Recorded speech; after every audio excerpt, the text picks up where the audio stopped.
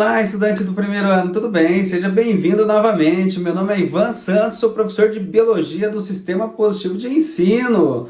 Uau! Mais uma semana comigo aqui, hein? Hoje nós vamos falar de fotossíntese, vamos dar continuidade ao assunto de bioenergética. Fotossíntese você já estudou em alguma fase da sua vida. Você lembra, por exemplo, que as plantinhas pensam nos animais e liberam oxigênio para nós sobrevivermos, não é isso? Não, não é bem assim, né? Elas não pensam tanto assim, tá? Mas a consequência disso realmente é o oxigênio que faz com que nós possamos respirar. Outra coisa importante, que é justamente isso, é a conversão do gás carbônico em oxigênio, não é mesmo? Também não é desse jeito. Pois é, nós vamos ver como é que é esse processo detalhado e no final vocês vão perceber que o oxigênio liberado não é do gás carbônico, né? Vamos discutir isso ao longo do nosso encontro hoje, né? Para isso, então, por favor, pegue o seu livro, pegue o seu caderno que você vai ter que anotar hoje, né? É muito detalhe, né? Faça os esquemas, eu trouxe alguns esquemas para facilitar para vocês, tá? Abra na página 42 e vamos nós ao metabolismo das plantas, beleza? Vamos lá, slide na tela, até mais! Legal, vamos lá então, vamos conhecer então o que é essa fotossíntese, né? Esse processo espetacular, esse processo metabólico espetacular, né, para obtenção de energia e alimento. Então vamos lá? Primeiro, quem faz fotossíntese, né? Então, praticamente 3 tipos de organismos: cianobactérias, algas e vegetais. Cianobactérias, antigamente era chamada de algas azuis. Esses organismos realizam fotossíntese porque têm um objetivo: sintetizar a matéria orgânica, ou seja, produzir o seu alimento, tá? Então esse é o principal objetivo. Agora, quando eu falo em matéria orgânica, eu tenho que lembrar do elemento químico carbono.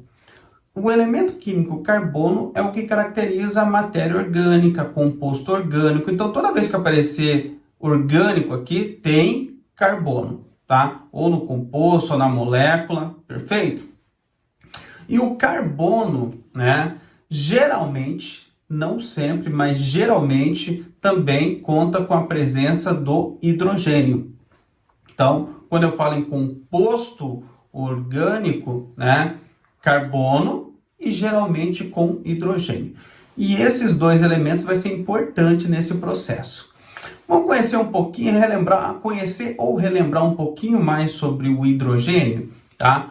Olhem aqui, o hidrogênio, ele é um elemento químico que ele tem um próton e um elétron, não é isso? Né? Um próton e um elétron, né? Não vamos levar em consideração os nêutrons aqui. Prótons e elétrons aqui vai ser importante nesse processo. O próton é a carga positiva e o elétron é a carga negativa, tá?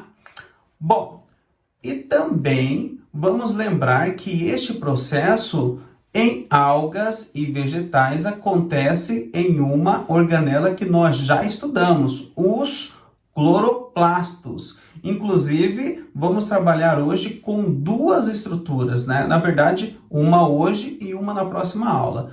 Hoje nós vamos trabalhar com os tilacoides, né? Que são essas moedinhas que estão aqui, aqui e aqui, beleza?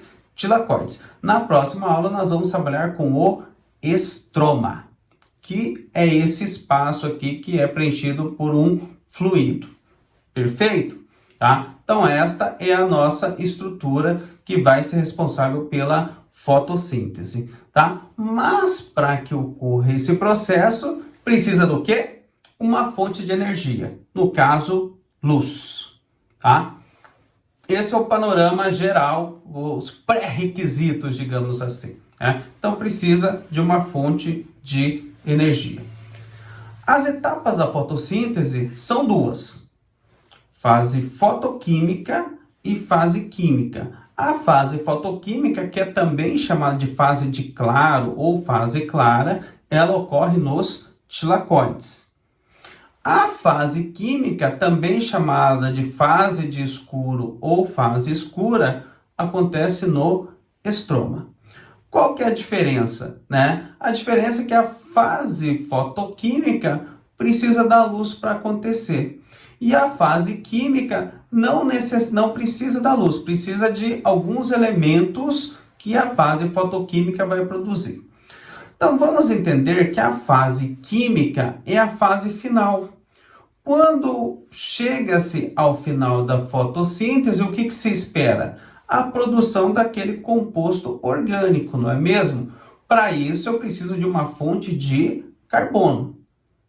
Eu preciso de uma fonte de carbono para construir aquele elemento, aquele composto orgânico, que vai ser o alimento do organismo. No caso aqui, pode ser a glicose. Vamos trabalhar com a glicose. Então, a glicose, né, para construir a glicose, precisa de uma fonte de carbono. E essa fonte de carbono o vegetal vai conseguir através dessa molécula que é bastante conhecida nossa, o gás carbônico, né? Gás carbônico ou dióxido de carbono, tá bom?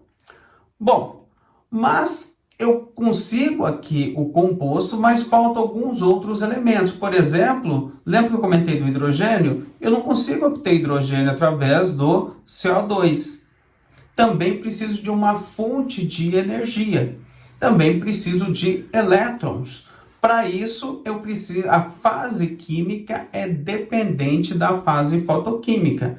E lá na fase fotoquímica, então, eu tenho a luz, a minha fonte de energia. E através da luz, eu consigo, por exemplo, fazer uma reação de fotofosforilação. Tenho a energia suficiente para adicionar um fosfato numa molécula de ADP, adenosina difosfato, e construir o ATP. Lembra da aula passada, né, de bioenergética, da introdução? Então, aqui está o ATP, aquela molécula energética, aquela moeda de consumo imediato. Aqui também vai precisar. Além disso, vou precisar também de uma fonte de hidrogênio para construir a minha glicose. Essa fonte de hidrogênio eu consigo através de uma estrutura que também é muito conhecida, a molécula de água, H2O. Nisso, eu consigo construir uma molécula bem energética chamada NADPH2. Esse NADPH2 vai me ajudar com a questão da energia e também com hidrogênio. E o oxigênio que está ali na molécula de água vai ser o resíduo, ou seja, a planta não vai utilizar esse oxigênio na fotossíntese. Então, ela vai eliminar via transpiração, tá bom? Bom, tendo esses elementos, então é fácil deduzir que o NADPH2 vai conduzir os hidrogênios para a fase química, assim como o ATP vai conduzir a energia, né, para que ocorram as reações na fase química. Beleza? Tá? Então, o que é importante aqui? Nós entendermos que existe uma equação geral onde eu consigo traduzir tudo o que está acontecendo. Por exemplo, eu vou utilizar moléculas de gás carbono mais moléculas de água na presença de luz para construir o alimento, que é a glicose, mais água e eliminar gás oxigênio. Tá bom? Então, essa é a minha equação geral da fotossíntese. Para que ocorra isso, existem algumas etapas, como a fotofosforilação, a fotólise da água, que é a quebra da molécula de água na presença de luz, e a formação de NADPH2. Isso é o que nós vamos estudar hoje. E na próxima aula, na próxima semana, nós vamos estudar a fase química com o ciclo de Calvin-Benson, onde vai se construir ali a molécula de glicose. Show? Vamos lá então para a nossa última parte aqui de introdução, falando agora dos pigmentos. Como eu tenho luz, eu preciso de alguém que capte essa luz. Esse alguém são os pigmentos, clorofila A, B e carotenoides. E por que eles são diferentes? porque eles conseguem otimizar a captura de luz. Nós já vamos ver isso. Qual será a função deles, né? Transformar a energia luminosa em energia química, processo que também é conhecido como transdução de energia. Quando aparece a palavra transdução, é transformar uma energia em outra. Simplificando, é isso, tá? Então, transformar energia luminosa em energia química, tá? Bom, a vantagem de ter esses diversos pigmentos é que, como a luz tem diferentes comprimentos de onda, eu consigo otimizar isso. Um pigmento ele é otimizado para um comprimento, o outro pigmento é otimizado para outro comprimento. Tendo os dois, eu consigo otimização em ambos os espectros, tá?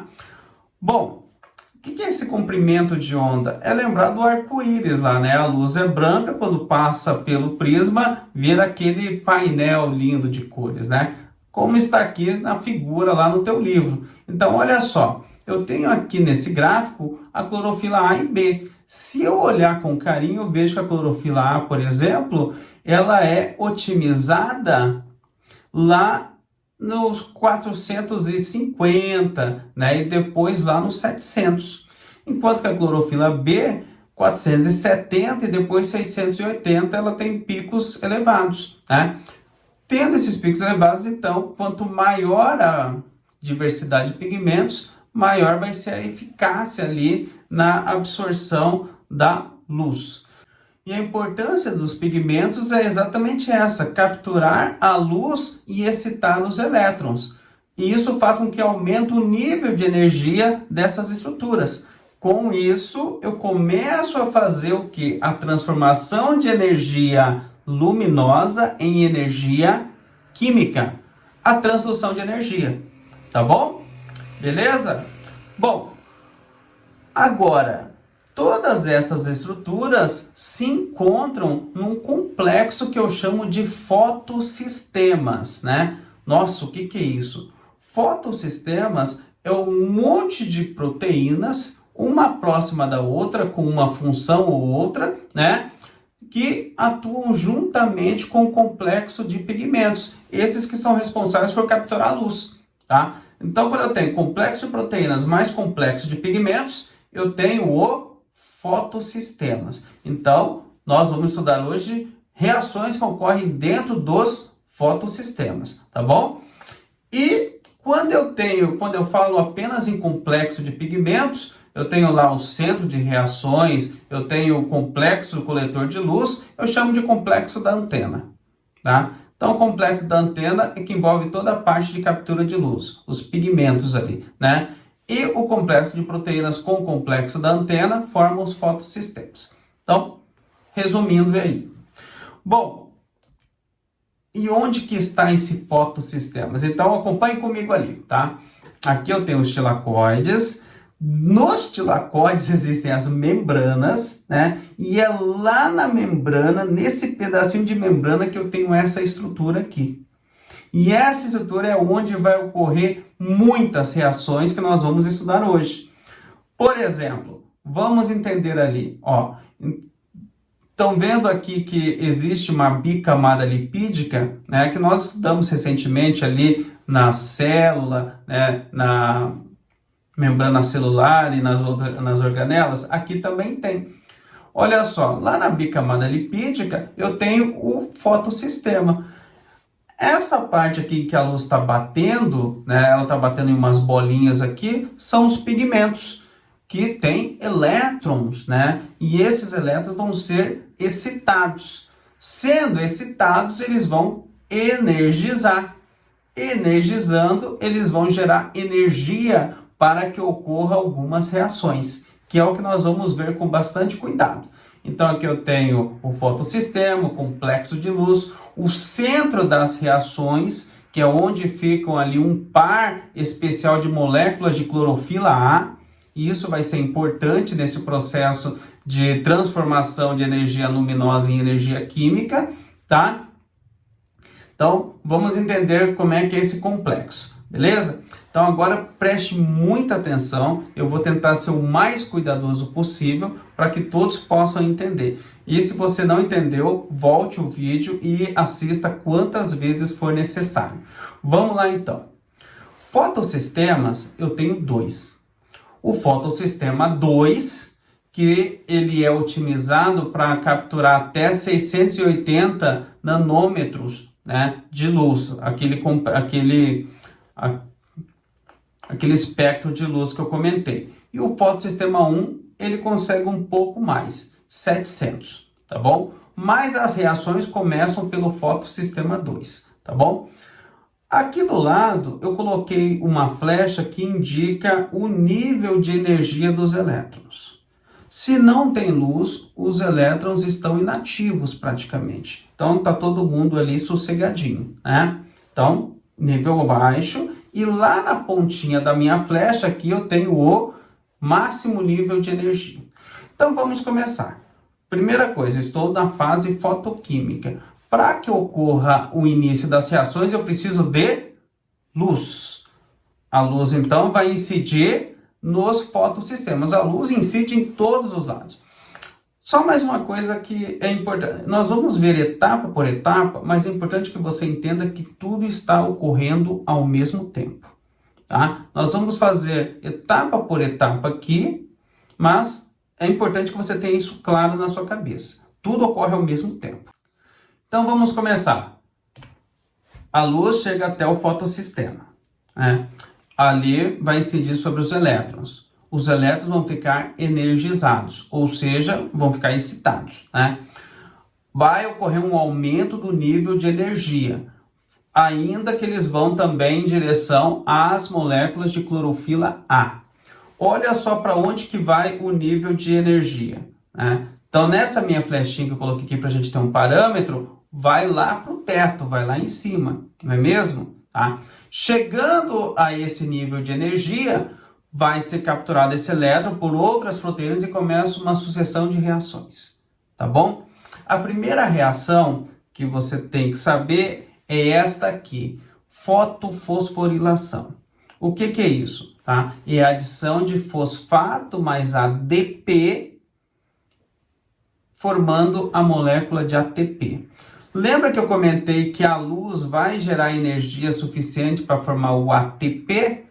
É através disso. Olha aqui então. Então a primeira reação que eu tenho é a fotofosforilação. O ADP, que é uma molécula menos energética, que nós estudamos na aula retrasada, vai se ligar ao fosfato formando o ATP, aquela molécula energética, tá bom? Só que acontece que com essa transformação, o nosso elétron perde energia. Agora, olha só como é que está decaindo a flechinha aqui, né? Então, se eu ver agora, ele está chegando no fotossistema 1 menos energizado, porque ele passou por esse processo de ajudar ali, ceder energia para formar o ATP. Quando ele chega no fotossistema 1, que também está recebendo luz, o que acontece? Ele energiza novamente. E olha para onde é que ele vai? Ele vai lá para o teto novamente, né? Quando ele está energizado, ele pode novamente participar de outras reações. A próxima reação é ceder energia para formar a molécula de NADPH2. O que é isso? O NADP, que é o NADP, que é o nosso transportador, que nós conhecemos lá na aula retrasada, né, que captura hidrogênio e se torna uma molécula extremamente energética. Então, NADP se transforma em NADPH2.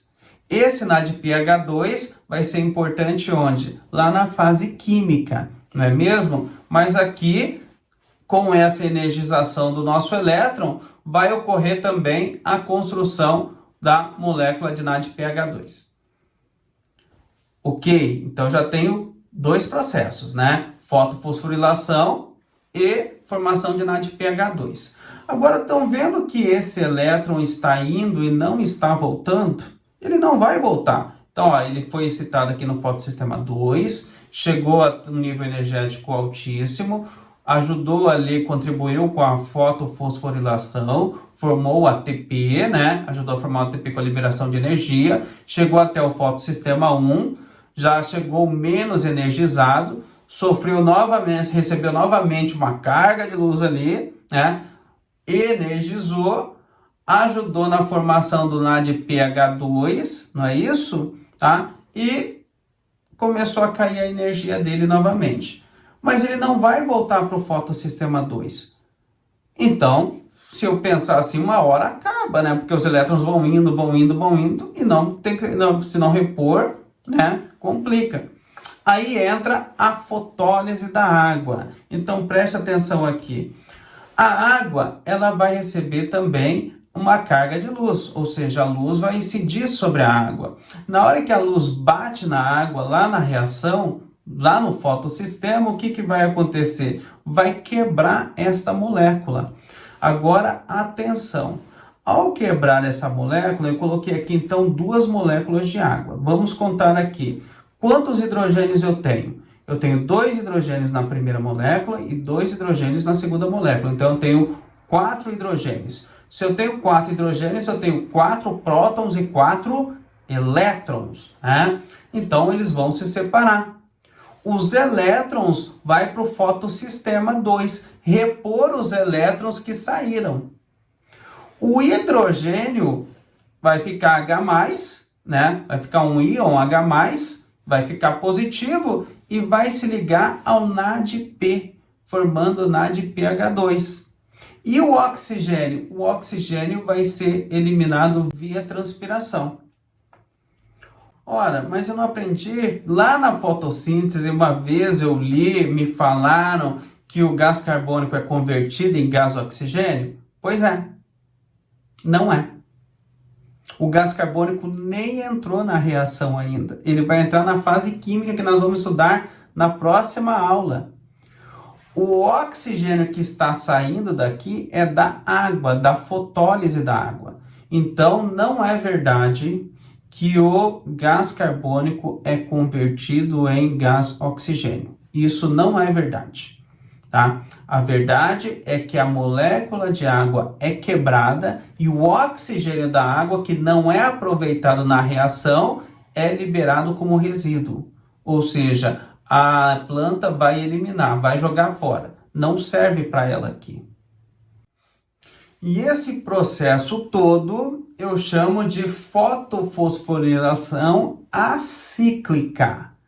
Ou seja, por que é acíclica? Porque os elétrons que saíram do fotossistema 2 não vão retornar para ele, tá bom? Então, ele é sempre contínuo, é um processo contínuo, não tem retorno. Por isso é acíclico, perfeito?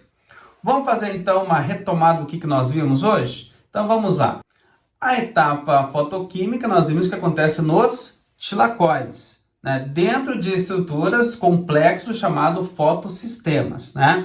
Precisa da luz. A luz vai ser capturada pelos pigmentos, vai ser convertida de energia luminosa para energia química.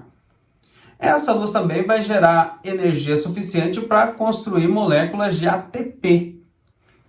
Além disso, vou precisar da molécula de água, né, que na presença de luz vai ser quebrada. Os íons H+ vão ser importantes na produção do NADPH2. E os elétrons desses hidrogênios vão ser importantes para a reposição no fotossistema 2. Não é mesmo? E o oxigênio? Ele vai ser liberado na forma de resíduo. Ele é o resíduo desta reação. Então, para a planta, ela não serve, vai ser eliminado via transpiração. Então, quais são as etapas da fase fotoquímica? Fotofosforilação, fotólise da água e formação de NADPH2. Show! Beleza, pessoal. Espero que vocês tenham gostado. Tentei trazer da melhor maneira possível, né? De uma maneira bem fácil, bem tranquilo, para que vocês possam entender. Tentem assistir novamente esses vídeos. Nós vou fazer uma revisãozinha rápida na próxima aula também, antes de entrar na fase química. E deixo para vocês alguns exercícios aí para ajudar no entendimento deste assunto, que é bem complexo, né? Mas que eu tenho certeza que vocês vão se dar bem, tá bom? Um grande abraço, boa semana para vocês e tchau!